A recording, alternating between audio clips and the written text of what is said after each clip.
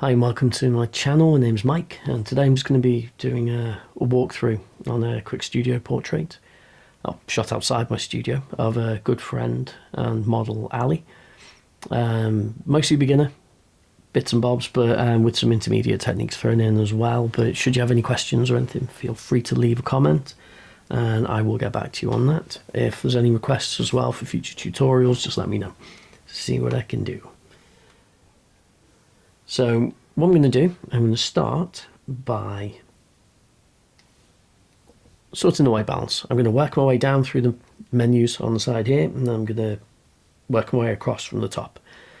It was shot with flash outside, so I'm going to set the white balance to flash, and I'm going to boost the exposure a little bit to begin with things. So yeah.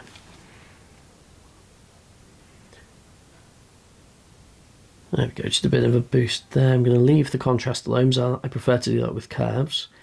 Highlights I'm going to bring down. And I'm going to start with kind of a blank canvas, like a flat image. So I'm going to boost the shadows as well. I'm not so worried about pushing the image a lot because it was shot at a very low ISO on my Sony camera. So it's normally very good at keeping noise out of the image and with good dynamic range as well. So I'm just going to pretty much boost everything just to start with more of a flat image. So texture, clarity and dehaze I'm going to leave. I find they're usually very heavy handed. So I'm just going to work my way through, add a bit of boost in vibrance there. And then curves. So what I'm going to do is work my way through. I'm going to do like a gentle S-curve to add the contrast back in. Shadows are down this end, midtones, highlights. So it just works like levels and like your histogram. So if you click and drag from the middle, or say for example from your shadows, and I drag down, you see it's affecting the entire image, your midtones and your highlights. That's not what I want. So what I'm going to do is I'm going to leave that shadows where it is. I'm going to click on the intersecting boxes between, so it's my midtones one, and this is the highlights one. So you see the grid at the back, I've just lined it up on there, and that way when I move my shadows down, my midtones stay pretty much where they are. Give it a little bit of a boost there, a little bit of a boost in contrast there as well. Awesome. Okay, so what I'm going to do now is I'm going to move down to the colour mixer. Because Lightroom's totally non-destructive, I can always go back and adjust any of these again at the end. I find skin tones always tend to sit in the orange area. So I'm just going to give those a little bit of a boost. What you'll find is if you're not sure what a slide is doing, is just take it to the extreme all the way. So you see it's way back down to magenta or way back into yellow. So we just want to push it slightly towards the yellow, I think, for this one, because there's so much red and magenta going on in the background and probably in the sunset at the back here as well. So that one's fine. So saturation I'm going to bring up on the reds because the shutter that Ali's leaning up against got a nice vibrance to it, draws your eye right into the image. Give a slight boost to the oranges as well, just so Ali doesn't get lost in the saturation there, and the yellows as well. So this will be Ali's hair. So give that boost up to 14 as well. Greens, isn't really any in there, so I'm going to leave that. Aqua, same. Blue, same. Purple, same. Probably some in the sunset. I'm going to leave that for now, though. We give it a little bit of a boost to the purple. Magenta, usually, this usually affects lips, but I'm just going to, it's not really doing anything, so I'm going to leave that with just a tiny bit of a boost. Luminance, I'm going to leave because I would rather do this with curves and alter the luma of the channels in Photoshop and everything. So I'm going to come straight down to colour grading. So we have our shadows down here, our midtones here, and our highlights here. I'm going to bring the shadows down a little bit. Once again, I'm going to go to the extreme with it. Maybe like that, and then I'm going to dial it back, way back. There, I think that looks okay. Midtones, I'm going to make a little bit warmer. So once again, all the way up. Let's find a nice midpoint. There we go.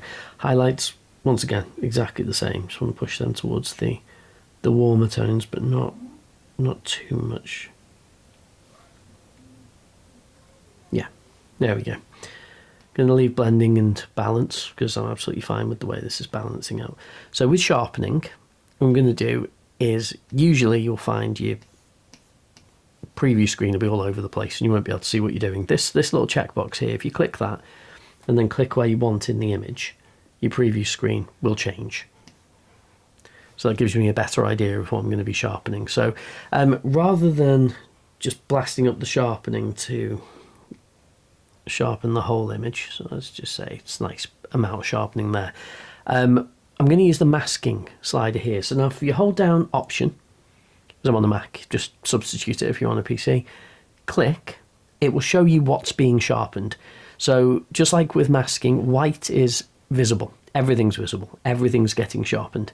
As you scroll towards the right, anything that's black is not receiving sharpening. So we don't want all the background there to be receiving. Look at all that noise, we don't want that sharpened. Even though it's hidden in the image and you can't see it, we don't want to draw attention to it. So what we're going to do is we're going to come right the way up here to there. So that means that Ali is receiving some of the sharpening as seen in the preview window. Skin's not receiving too much, just the edges and the highlights, so I'm fine with that. There we go. Don't need to do any noise reduction. I'm not going to remove chromatic aberration with the lens corrections because I like the halation around these lights at the back. I don't want to risk it taking that away. And I'm not going to enable profile corrections. If you're going to do that right at the beginning because it messes with your image. So it'll zoom in very slightly and it'll apply the specific Lightroom kind of recipe for getting an accurate image with that lens from its database. So if I click it now, what it'll do is it'll zoom in slightly and it'll lighten all of the edges, which is not what I want to happen. I want to be in control of all this. So I'm perfectly happy with the amount. I made sure I shot from the right height, so there's not too much distortion anyway. It's only at 55mm. So I'm going to come down. Normally I would use the transform to even this out, straighten it up, but because we can't see our horizon line in the back because it's so dark, I'm going to just use the crop tool instead. If I hover over any of these points, it will turn into a resize and move. If I move to the side here, you'll get an arc, which means it's a rotate. So I'm just going to click and I'm just going to try and line up this bar with that line. There we go. And move it across very slightly. Normally I wouldn't do such a central composition. I would normally have Ali off onto this rule of thirds bit here. But because this was so interesting, because everything led your eye into the scene, I think it works okay in this case. So I'm happy sticking with it. Going to hit enter to commit that. Absolutely fine, no problem. Vignetting, not going to apply any lens blur. There's enough bokeh and everything anyway. So if you go to the right, you'll get a lovely cheesy wedding album from the 70s effect. To the left, darkens. So what I'm going to do is I want to darken it slightly. However, I do not want it to take this away too much. So what I'm going to do is I'm going to come down to the highlights bit, which will selectively protect your highlights from the vignette. I'm going to hold down Option again and click. And everything's black, so you can see where the vignette is being applied around the edges. What I'm going to do is I'm going to click and hold, I'm going to drag, and that light will slowly start to appear because it's preserving that as a highlight. The vignette is still there, however, just not so much over this light. Okay, perfectly happy with that. So we're going to move into the calibration now, which is like an overall colour adjustment here. So the tint, obviously more towards purpley magenta coloured and more towards green. I want to push it slightly more towards the magenta, so I think I'm just going to give it a very slight nudge like that. Reds, once again, just go all the way up, more towards orange, more towards magenta. You just get used to it, what each slide is going to do. So I'm just going to move that up a little bit and then add a bit of saturation because we've got quite a bit of red in the scene. So we want to accentuate that, but we don't want to go too over the top with the skin saturation. Greens, once again, I think that would be more towards red, more towards yellow. So we're going to stick with this side, I think maybe about there, and we'll boost the saturation on this, maybe quite a bit, because I like how that's not too over the top on the saturation. Let's just boost to there. Blue, on the other hand, quite heavy-handed, so I'm going to be a bit lighter. So in fact, I'm barely going to add anything. I want to push slightly towards this way, but not very much, and even less of a boost on the saturation. I think that I'm happy with that, the way that's doing. And now what I'm going to do, I'm going to move into the masking section of this. So here we go. I'm going to click right there. I could go via subject, sky or background. Image is quite dark. I don't think I'd trust it to find the sky like that. But subject, it'll probably find Ali quite well. However, I'm going to use the selection down here, which as I've hovered over, it's shown me what will be masked, which is perfect. And I'm going to click. Now, I don't want to use the entire person mask. It's done a great job of finding Ali in that, to be fair, because I don't want the dress to be affected. So I'm going to affect facial skin, body, eyebrows, eyes, iris and pupil, nibs, teeth. I'll leave the hair for now. So I don't want to create 7 separate masks because I don't want to have to do this for every single one. It's an overall mask. So I'm going to hit create mask, and there we go. So this is the overlay. So everything that's red is what's going to be affected, and everything that's not red is completely untouched by these adjustments. Everything in this lighter grey box here is what will affect the mask. So all of this. All this is general image stuff. All the lighter stuff here is just in your mask. So you can either click show overlay to hide this orange or red effect, or you can press shortcut as O. So that'll just hide that so you can see what you're doing with your image. And you come over here again. Then what I'm going to do is I'm going to boost the exposure a little bit, just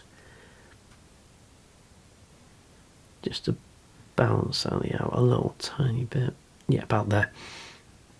Not going to adjust the contrast. Highlights, I'm going to just boost a little bit because you don't want to go too much with that, so probably about 7.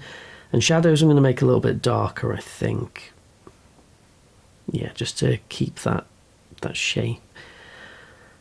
Whites I'm going to leave and blacks I'm going to leave. So I'm not going to adjust the temperature or anything else. That was just to bring a bit more attention to Ali's skin is what I wanted to achieve with this. So it balances out against the red, which is naturally eye-catching. So I'm going to scroll down a little bit and I'm going to hit close.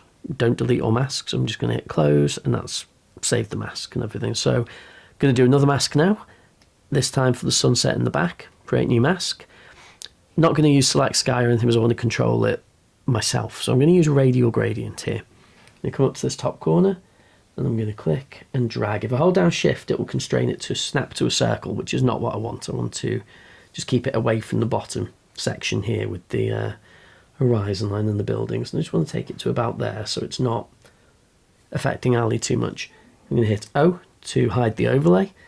And then what I'm going to do is I'm going to give this a boost in exposure as well. It's just so we can see where we're affecting. So I think maybe, yeah, about there. Oh, there looks good. I'm going to boost the highlights a little bit as well. Yeah, because I like those lights at the back, so let's go around there. Shadows, I'm going to give a little bit of a boost too as well, just to raise it up a little tiny bit. Whites and blacks can stay where they are. I'm going to boost the temperature a little bit of this, so you should be able to see. So it's either very warm or very cold. So just a little tiny bit of a boost. I'm going to leave the tint, but what I am going to do is I'm going to move the hue. So if we go on this way, it goes towards greens, purples, and down this side is very much blue and purple. So this way is green, yellow, turquoise. I think I just want to take it down to maybe about 10. Yeah, that looks okay. Not going to mess around with the point colour or anything, so I'm fine with all of that. So I'm going to hit close again. I'm going to create another mask, radial gradient, because I want to draw a bit of attention to these lights here. So I'm going to start with this one. I'm going to click and drag out, and I'm going to hold shift to snap it to being a circle rather than a shape. Now, this inner circle here is how feathered the edges, how soft the edges are. So I'm going to drag that in so it's a nice soft edge. I'm going to take that in. There we go. And then what I'm going to do, I'm going to hide the overlay with O, and then I'm just going to boost the exposure a little bit for that. There we go. Rather than doing all that again, I'm just going to click here and I'm going to duplicate the mask. So it's done a copy of it, and then I'm going to take that over to here and I'm going to make it a bit bigger, just because this light is actually big around there. So there we go. Yeah, there we go. And one more time, duplicate the mask, and bring that one over here. Hit O to hide the overlay. That's a bit of a starburst going on in that one. So I'm just going to turn down saturation of this one a little bit. So I don't want the overlay on. So I don't want to affect Ali's hair too much. So probably about there. I don't want to draw too much attention away. And I think for the masking, that is around about done. On to Photoshop. Photo edit in, editing program of choice, or simply Command and E.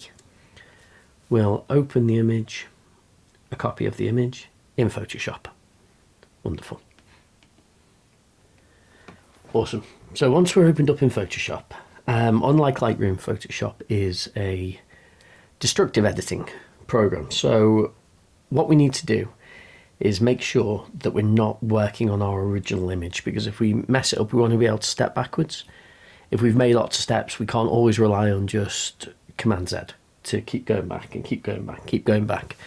So the easiest way to do that is to just create a duplicate of your original layer. So Command and J, or click and drag down to the new layer button here as well, have the same thing. So this is our duplicate. So no matter what we do, if we mess all this layer up, we've always got a backup to fall back on. So first, before I do anything else, I'm going to create a new layer on the top. I'm just going to call it delete, or del as I call it, and just going to pick an ordinary brush, and let's go for a really offensive red, shall we? And what I'm going to do is I'm just going to draw on here to remind myself of the things that I definitely know need to change.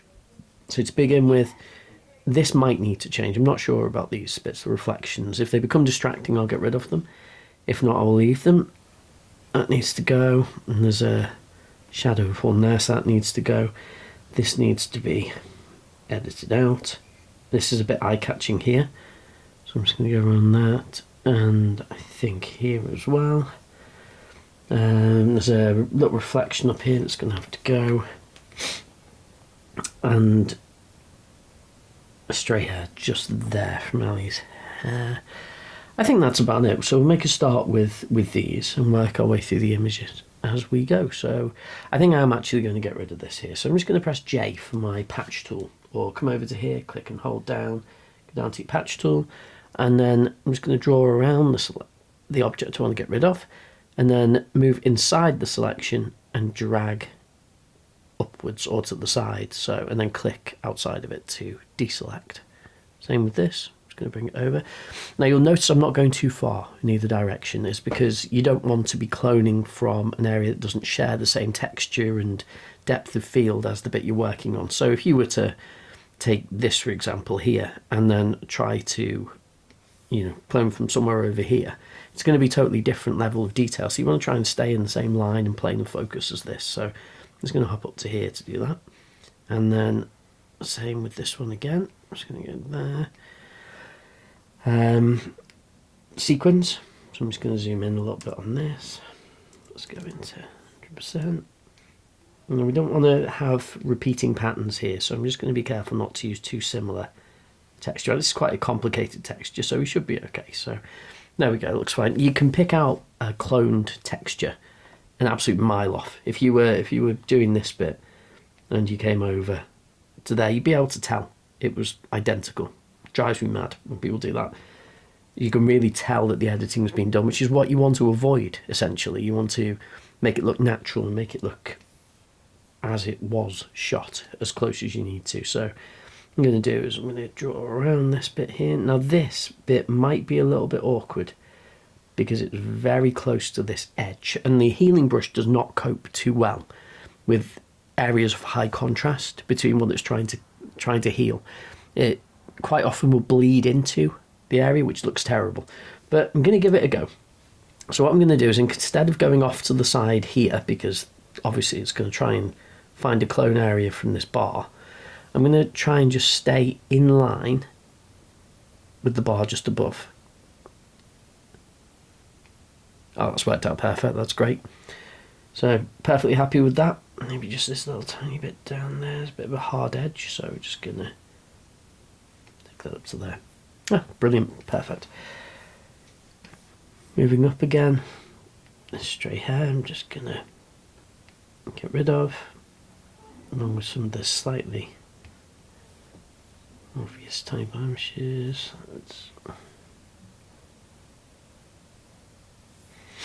Here we go, and there was a reflection up here. There we go. Okay, and that's given us a good base to start from. So what I'm going to do is I'm going to jump straight into frequency separation. I can get rid of this del layer or delete layer, and I'm going to run frequency separation. Now there are thousands of frequency separation plugins and actions that people give away and can download. If you just search on YouTube for free frequency separation actions, you'll find some. So I won't bother going over how to create them. That's definitely not a beginner's tutorial. But if people would like me to do it, just comment down below, and I'll look into doing that as well. Plan on doing a bit of a walkthrough on everything in Photoshop, like beginners and then intermediate, and then the more advanced workshops that I do and everything. So watch this space. Hopefully trying to do at least a video a week or once every couple of days. So we'll see how that pans out. Okay, into my actions. I'm going to go to frequency separation, 8-bit. I'm going to hit play. Now, what will happen is this medium box will pop up. Your action might not be identical to this, but I use the median one. So what I'm going to do is I'm just going to click in the image where I'd like it sampled from, like the sample for the sharpening in Lightroom before the preview box. Now, I know the sweet spot for this lens is around about 9. But what I'm going to do is I'm just going to show you at 3. That's not enough. This is just the colour layer. So the high frequency separation layer is all of the detail, and the low frequency layer is all of the colour. So this is just the colour that's showing us at the moment. So if I take it up too high, all detail is gone, all blurred out. So we want a hint of what is underneath. So 6, that's probably not enough. 9, so you see there's still detail, it's still recognisable. However, it's softened the colour and any blemishes. They're there. So I'm happy with that. It'll give quite a nice natural effect. So I'm going to hit OK. Going to click the arrow to open this up. So we're not using the high frequency layer right now. So I'm actually going to turn it off while we're working on the colour. So you see all the sharpening and all the detail has been turned off. It's gone. So I'm going to zoom into 100%. I'm going to ignore the brush layer for now. And I'm going to just work on this coloured layer. So I'm going to get my lasso, so shortcut just L, and I'm going to work on softening the transition between the colours and tones in this. So I'm just going to start with the forehead here. And what I'm going to do is make a selection, and I'm going to feather it because we don't want any hard transition between the lines. So Shift F6 for that. And I'm going to feather it because we're not too close to any levels of very high contrast. Like if we were right at the edge here, we wouldn't want a big feather selection going out into the hair. So I think we can probably get away with between 10 pixels easily. So I'm going to choose feather it by 10, and then I'm going to hide my selection first of all so you can see exactly what's happening. I won't normally bother to do that, but just for now, filter, blur, Gaussian blur. Now 12 seems to be a perfect sweet spot for that. If you go too high, you'll see it's affecting all the tones. If you go too low, it won't do enough. So you have to just work your way up until it blends in nicely. There we go. Now I've still got my selection active, so Command and H. So if you click anywhere outside that, it'll just get rid of it, and we can move down onto, let's say, this area here. Once again, chosen it, Shift F6, 10 again is absolutely fine. Instead of going up here and going filter, blur, Gaussian blur, I'm just going to use the shortcut, that one. So that would be Control, Option, and F. So there we go. You click out. Same again. feathered, and then Gaussian blur. Now when you come to difficult areas like this, we don't want to give it too big a blanket blur because it'd probably be too heavy-handed with that. So what I'm going to do is I'm going to make a new selection. I'm going to feather it. So Shift F6. I'm not going to do 10 because that'll probably bring us too close to here and into this darker area. So if I go maybe for 5, and then I'm going to hide my selection just so you can see how much I'm dialing it down. Filter, blur, Gaussian blur. See, 12's too much. It's just blurred up into the top bit here. So I'm going to bring that down until it's a bit nicer a transition. So I'm fine with that. There we go. Click to deselect it. I'm going to do this area here just to soften it. I'm holding down Shift to add to the selection. See a little plus arise. If you press Option, you'll get a minus instead. So feather, same again, 5 pixels, and see blur. Click. There we go. Bit of a nice transition between it.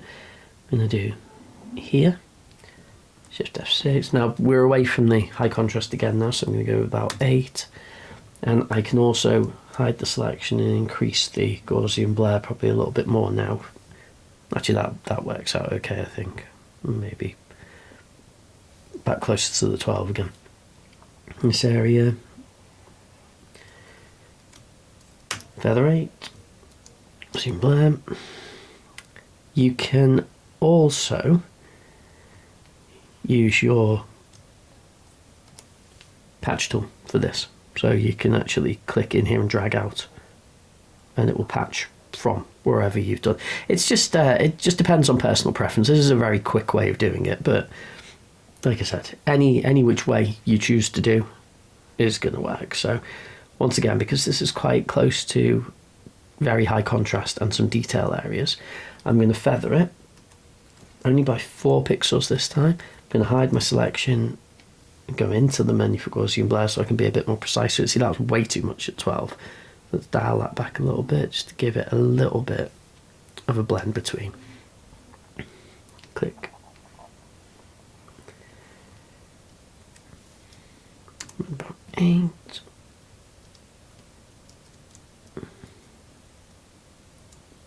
There we go. So if ever my selection disappears, it's just because I'm pressing Command and H. I'd rather just work with not seeing the marching ants constantly walking around. So but it's exactly the same steps each time. Make your selection, feather it, apply your Gaussian blur. Shift F6, Gaussian blur. There we go. So what I'm going to do is move down to the body here, even out this area, making sure to stay away from the... In fact, I'm going to just hold down Option just to get rid of a bit of that selection. Shift F6, get away with 8 pixels again, maybe even more. And because we've moved on to a new area, I'm going to hide my selection and go back up again to Filter, Blur, Gaussian Blur, just so I can see that it's starting to creep in at the bottom because it's too high. So probably around maybe 10 should be absolutely fine. The same with that, about 4. There we go. Now I don't want to do too much on this bit because there's quite a transition here, and there's also red reflected off the grid behind, so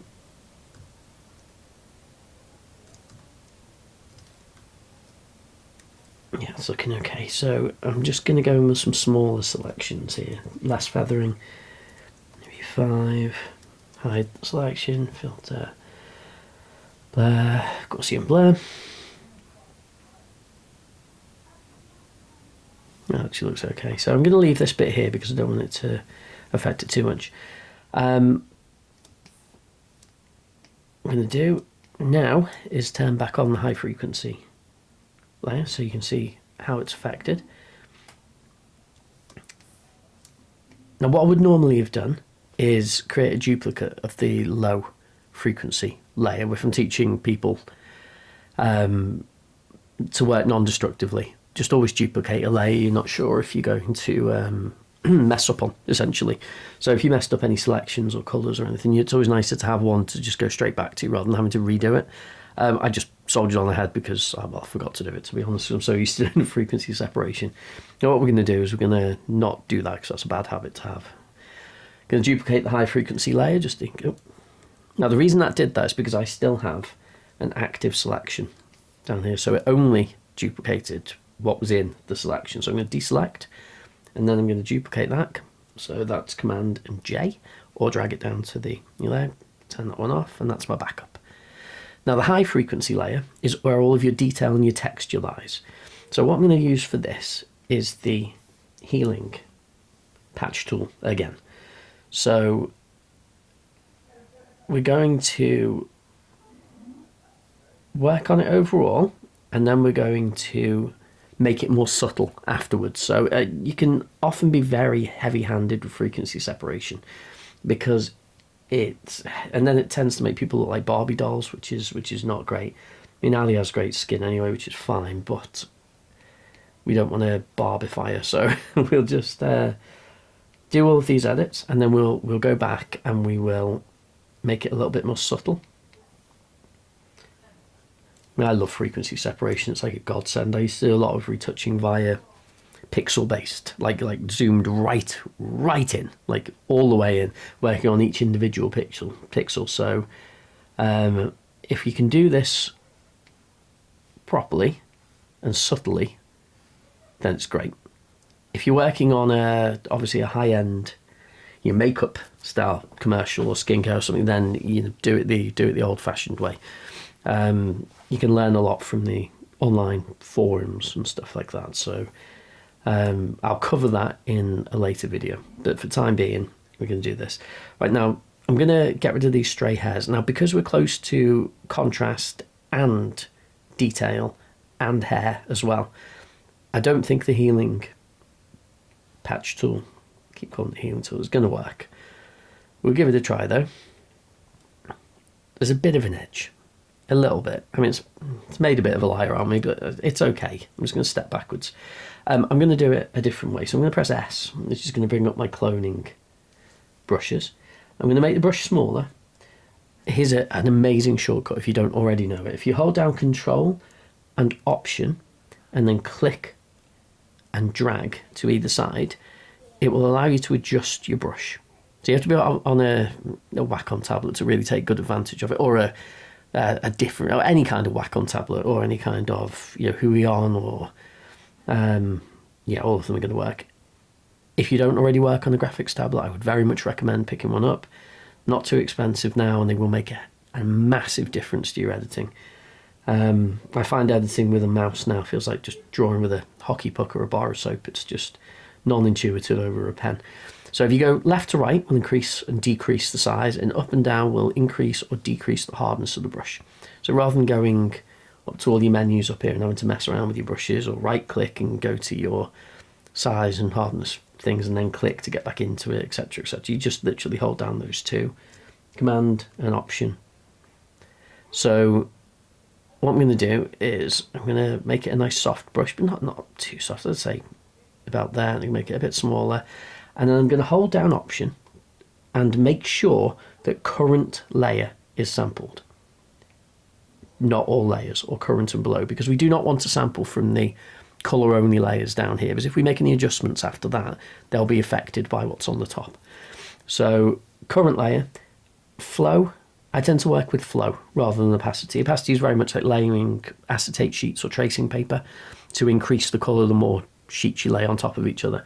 Whereas flow is more like an airbrush, so it builds up effects slowly rather than just getting darker with each layer you put on top of it. So I prefer flow. I use flow 90% of the time. Opacity I'm very select. So I'm going to leave my opacity quite low, say just at 20%. Going to click, hold down Option and just click, and then that will sample from there. So you see it's just taking that texture, just the texture layer around here. So let go, Option, click again. So it's not sampling the colour, it's just taking the detail.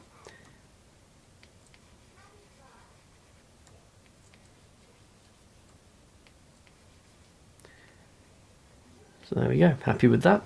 I don't think there's really any more detail I need to really work with. Once again, you could use frequency separations to get rid of flyaways, and there's dust and scratches techniques as well for doing that, but I'm happy with the way that's looking at the moment. So I'm going to move on to the brush layer. Now I'm going to use this layer to just add some eyeliner, essentially.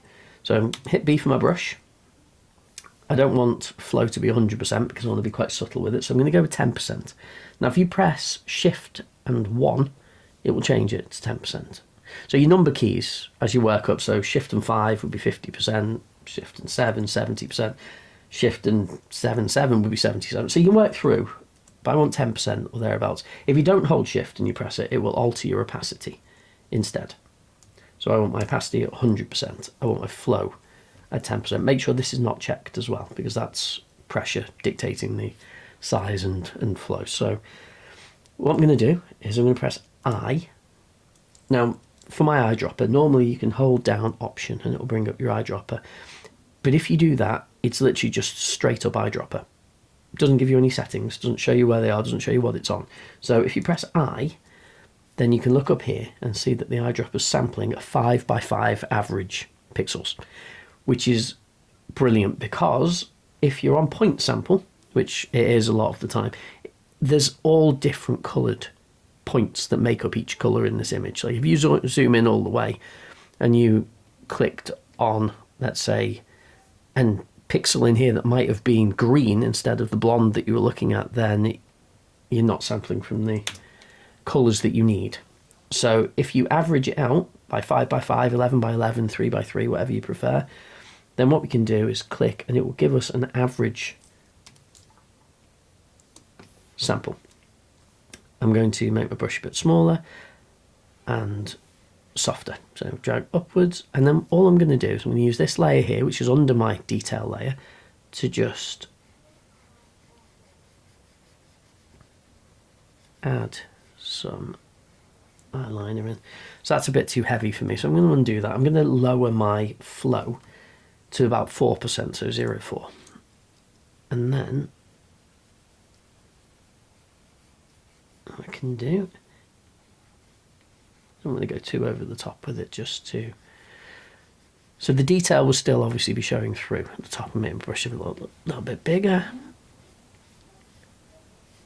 maybe to there, just feathering out as I go.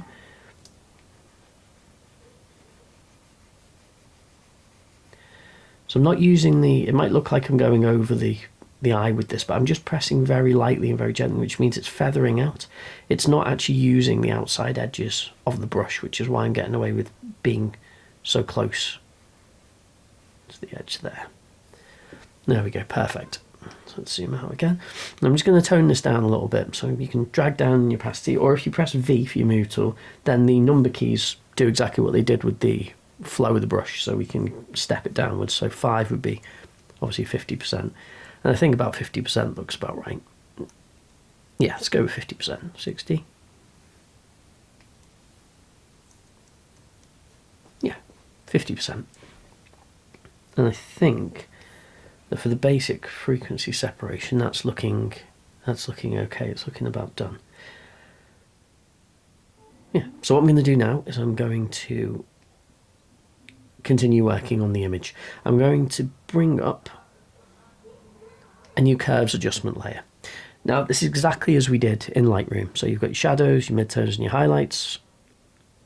Click for each of the points on the intersecting circles. Now the important thing, one of the biggest tips that I ever got when I was doing tutorials and learning, was to not use curves layers straight up. So you want to actually change it to luminosity mode. So you click on your layer style, come all the way down to luminosity, and that will affect only the luma channel, so only the brightness in your image. It won't adjust the saturation, which is what we do not want it to do. So I don't want it to be adjusting the skin tones and everything. So the shortcut for that, if you're on the move tool, so V, is Shift, Option and Y.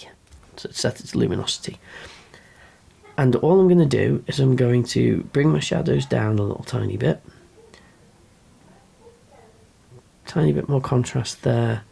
A little bit more contrast there, just to give it a bit of punch. And then what I'm going to do is I'm going to create another curves adjustment layer, Once again, V and Shift Option Y to change it to luminosity. And I'm going to zoom in to 100%. I'm going to click and drag upwards with this. Now this is for the eyes, for the irises. So I'm not looking at all the rest of the image here. I'm just looking at the irises here. So what I'm going to do is I'm going to hide everything on this mask. So I'm going to click on it. White means it's visible. If it's black, it means it's hidden. So the way I learned was, it was imagining I was in a room with the curtains shut and you can't see anything, and as you open the curtains, then the light comes in, you can see what's in there. So if it's black, it's hidden, and if it's white, it's visible. So everything's white at the moment. I'm going to invert this, or fill the mask with black. So because it's white, direct opposite of it is black. Hold down Command and I to invert that, to swap it completely to black instead of completely white. That means everything is hidden. And then what I'm going to do, I'm going to bring my brush up. I'm going to make it softer, so it's still there we go, about that. And then I'm going to adjust my flow on it to around about, let's say 10%. And then all I'm going to do is I'm going to go around the edge here. It's quite a subtle thing. I'm just constantly going to be changing the size of my brushes and the flow if it's not heavy enough. There we go. So when I turn this on and off, you see it's just giving Ali's eyes a little bit of a boost. What we'll do also, I'm trying to keep it like more of a natural portrait, but I'm going to just create a hue and saturation layer, and I'm going to go into the reds, and I'm just going to knock the saturation down of reds and up a little bit. There we go. And then what I'm going to do, once again, is I'm going to hide all of that, invert it, Command and I, and I'm just going to draw that onto here like that, just to soften those reds a little bit, and then I will lower the opacity of it so it hasn't made the whites grey. There we go. What might be easier to do is to hop back into your frequency separation, go to your brush. I'm going to turn that one off for now. Go into your brush and just sample the colour from around it. Don't want 10%, around about 4%, maybe even less. And then just gently get rid of that. High frequency, zoomed in once again. So we're just going to use the patch tool to sample from the layer with no detail. So we don't want the eyes to look doll-like, we just want them to look natural. There we go. So what I'm going to do is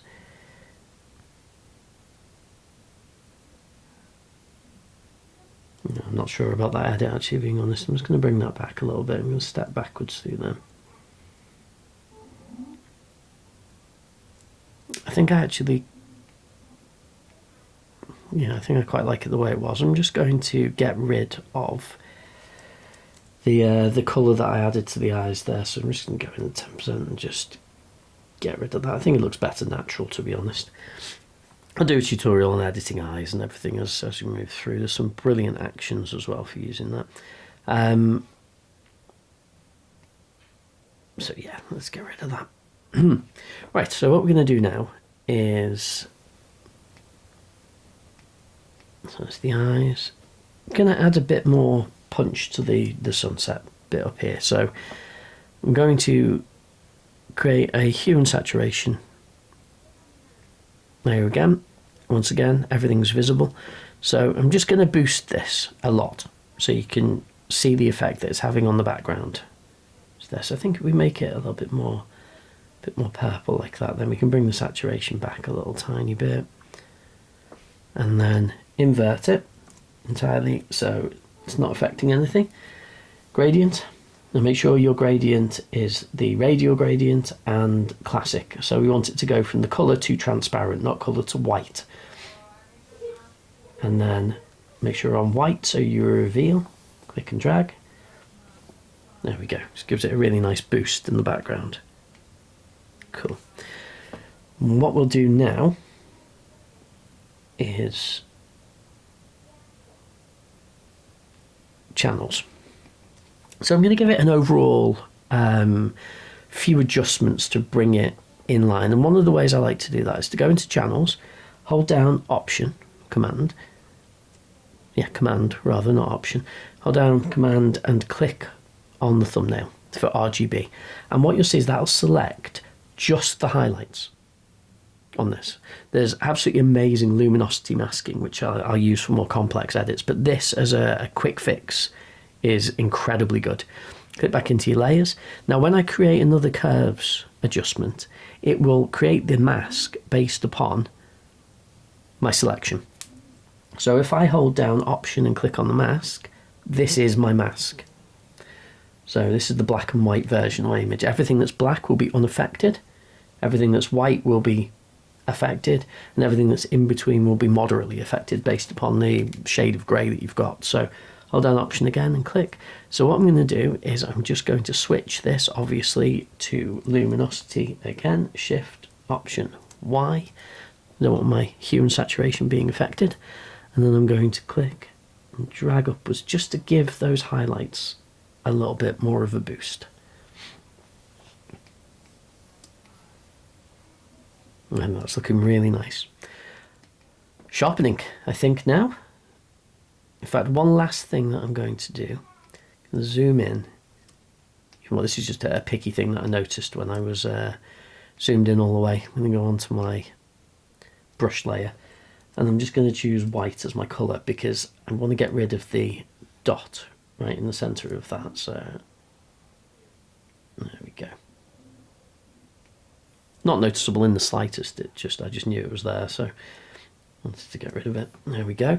So for sharpening, what I'm going to do, click on the topmost layer, I'm going to press V for my move tool, and I'm going to press Shift, Option, Command and E, which will do a stamped layer of everything, all the layers together. So you can affect everything all at once. It's difficult sometimes to affect adjustment layers. So if you create a stamped layer, then you can always get rid of it straight away afterwards if you need to. But what we're going to do for this, I'm going to zoom into 50%. I always find I work best at 25, 50 and 100%. The in-between ones don't seem to represent the detail quite as well. So on 50%, I'm going to go to Filter, Other, High Pass. Now this is already set up for this lens and this image, so this is fine as it is. So you want to aim for almost like an etched look with it. So this would be too much, way too much.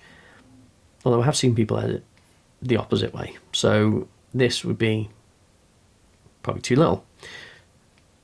Around about 2 for this lens, about a sweet spot. So I'm going to hit OK on that. So there we go. So that's high pass sharpening. And then we're going to click on the layer style and either use soft light, hard light, vivid light or linear light. Soft light is obviously a very soft form of sharpening. Hard light tends to bring out a lot of detail, but it's not overbearing. I quite like hard light most of the time. Vivid light seems to add contrast, so it's okay if you want that look. It's a bit too heavy for a darker image for me. And linear light, just a massive boost everywhere. So I'm going to go with hard light this time. However, I do not want all of this sharpening at the back. Don't want that at all. So what I'm going to do is I'm going to mask all of this out again. So rather than creating a mask by clicking here and then having to invert it and everything, if you hold down Option and click on the mask, it will automatically invert the mask for you. So everything is now hidden. So I'm just going to bring my brush up, so B, make it a bit bigger, and then I'm going to reveal only the bits where I want to be sharpened. So Ali's eyes, for example. So let's make the brush a bit smaller. Going to go in at about 20%, and I'm going to just draw over the lashes, brows, eyes, and that's about it for that. Maybe a little bit in the hair just to bring out some of the shine from the flash. There, we've got quite a light touch with it. So modern cameras and lenses and even the odd DSLRs I used to use are incredibly sharp. There's only a certain amount of sharpening you're going to need to do, really. Otherwise you're just doing it because you can rather than because you should. So I'd say that's probably okay for sharpening for this image. And I'm going to call that around about done. I'm going to do, group everything together, call it edit. If you're wondering how I do that without double clicking, I've got a shortcut set up for renaming layers, because it's just stay organized as much as you can. And because I rename every layer, it gets very tedious double clicking constantly. So I just have Shift Command and A set up, so I can be anywhere and just press that and it'll automatically go to rename layer. And here's the after.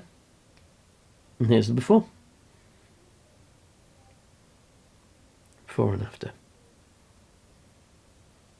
So it's still a very natural edit. It's not too over the top. It's accentuated everything I wanted accentuating. Accenting. Ali stands out perfectly. Nice colours in the background here. Nice amount of vibrance. And yes, perfect. So some beginner techniques, some more intermediate techniques. If there's anything you feel like I've missed or anything else that you would like to see, feel free to post a comment down below. If you could like and subscribe, that would be amazing. And we'll try and do a video every week. Hopefully building up to 2. We've got some workshops coming up and everything, which I'll be recording, and tutorials. So it'd be great to have everybody there and watching. Thanks very much for tuning in. Catch you at the next one.